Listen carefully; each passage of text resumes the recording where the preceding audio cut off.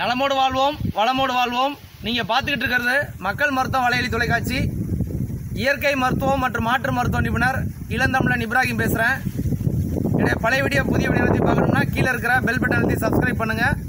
Facebook வாட்ஸ்அப்பில் மற்றவங்களுக்கு share பண்ணுங்க.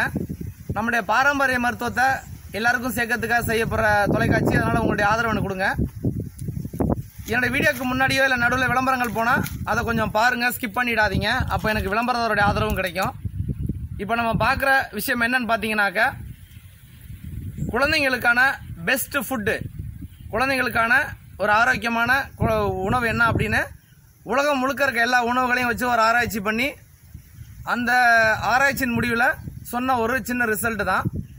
அதாவது நான் சொல்கிற குழந்தைங்கிறது பார்த்தீங்கன்னா, ஓரளவு தாய்ப்பால்லேருந்து உணவுக்கு மாறுது இல்லையா, அந்த குழந்தைங்களுக்கு அந்த மாதிரியான குழந்தைங்களுக்கு, அதுலேருந்து ஒரு நல்ல பல்லு முளைக்கிற வரைக்குமான குழந்தைங்களுக்கான உணவுன்னு வச்சுங்களேன், அந்த மாதிரின்னு வச்சுங்க.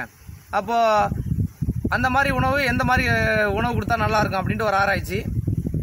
அந்த ஆராய்ச்சி முடிவில் சொன்னது என்னென்னு பார்த்தீங்கன்னா, இட்லி. உலகம் முல்லாக இருந்து ஒரு 10-15 உணவுகளை குழந்தைங்களுக்கு கொடுக்குற உணவுகளை வச்சு ஆராய்ச்சி பண்ணாங்க. அப்போ அது முடிவு என்ன வந்து இட்லி தான் அது சரியான உணவு அப்படின்னு சொல்லி தீர்வாச்சு. காரணம் என்ன அப்படின்னு பார்த்தீங்கன்னா, ஒரு 3-4 காரணங்கள். அது ஒன்று, நல்ல கார்போஹைட்ரேட்ஸ் உள்ள உணவு. அது ரெண்டாவது, ஸ்டீம்டு ஃபுட்டு, நீராவியில் செய்கிற ஒரு உணவு. அந்த மாதிரி நீராவியில் செஞ்ச உணவுகள் எப்பவுமே குழந்தைங்களுக்கு ரொம்ப நல்லது.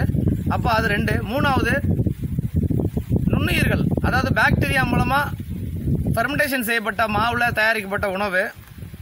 இந்த மாதிரியான எளிதில் ஜீரணமாகிற உணவு. இந்த மாதிரி எல்லா விஷயத்திலையும் பார்க்கும்போது குழந்தைங்களுக்கு சரியான ஒரு உணவு, அதாவது உணவு ஆரம்பிக்குது இல்லையா, குழந்தைங்க தாய்ப்பால்லேருந்து உணவு கொஞ்சம் சேர்த்துக்க ஆரம்பிக்குது இல்லையா, அந்த மாதிரியான குழந்தைங்களுக்கு சரியான ஒரு டயட் அப்படின்னு சொல்லி இட்லியை தான் தேர்ந்தெடுத்தாங்க. இது ஏன் சொல்கிறேன் அப்படின்னா, தமிழர்களுடைய பாரம்பரிய உணவுகளில் இட்லியும் ஒரு உணவு தான். ஆனாலும் இன்னைக்கு எத்தனை பேர் ஆண்களோ பெண்களோ அந்த இட்லியை பற்றி ஒரு அவேர்னஸ் இருக்குது, விழிப்புணர்வு இருக்குது அப்படின்னு நமக்கு தெரியல. அப்போ குழந்தைங்களுக்கே அது ஆரோக்கியமான உணவுனா பெரியவங்களுக்கு எப்படின்னு பார்த்துங்க. ஆனாலும் நான் பெரும்பான்மையான வீடியோக்களில் சொல்லியிருப்பேன், சமைத்த உணவுகள் சாப்பிடாதீங்க, பழங்கள் காய்கறிகள் அதிகமாக சாப்பிடுங்க, முளை கட்டின பயிர், உயிரூட்டப்பட்ட தானியம், இந்த மாதிரிலாம் சாப்பிடுங்கலாம் சொல்லியிருப்பேன். அது இயற்கை உணவு, அந்த கான்செப்ட் வேற. சமைத்த உணவுல அப்படின்னு சொல்லும்போது இந்த இட்லிங்கிறது நல்ல ஒரு உணவு. இது பெரியவங்க சின்னவங்க எல்லாருக்குமே செட் ஆகும். அதே மாதிரி இடியாப்பமும் அப்படிதான், எல்லாருக்கும் செட் ஆகும். ஆனாலும் இந்த மாதிரிலாம் உலகத்தில் ஆராய்ச்சிகள் நடக்குதா அப்படின்னு தெரிஞ்சுக்கணும் இல்லையா, நம்ம உணவை வச்சு யாரும் ஆராய்ச்சி பண்ணுறாங்களான்னு. அந்த ஆராய்ச்சியில் நம்ம பாரம்பரிய உணவு தான் முதல் தகுதி பெற்றது. அதனால நம்மளுடைய பாரம்பரிய உணவுகளை அடுத்த தலைமுறைக்கு சொல்லிக் கொடுப்போம், அவங்களுக்கு சமைச்சு கொடுப்போம், அவங்கள ஆரோக்கியமாக வாழ்கிறதுக்கான ஒரு வழிவகுத்து கொடுப்போம். என்னோட வீடியோ உங்களுக்கு பிடிச்சிருக்குன்னு கண்டிப்பாக நம்புகிறேன். கீழே இருக்கிற பெல் பட்டன், சப்ஸ்கிரைப் பட்டன் 2 அழுத்துங்க. ஃபேஸ்புக் வாட்ஸ்அப்பில் மற்றவங்களுக்கு ஷேர் பண்ணுங்கள்.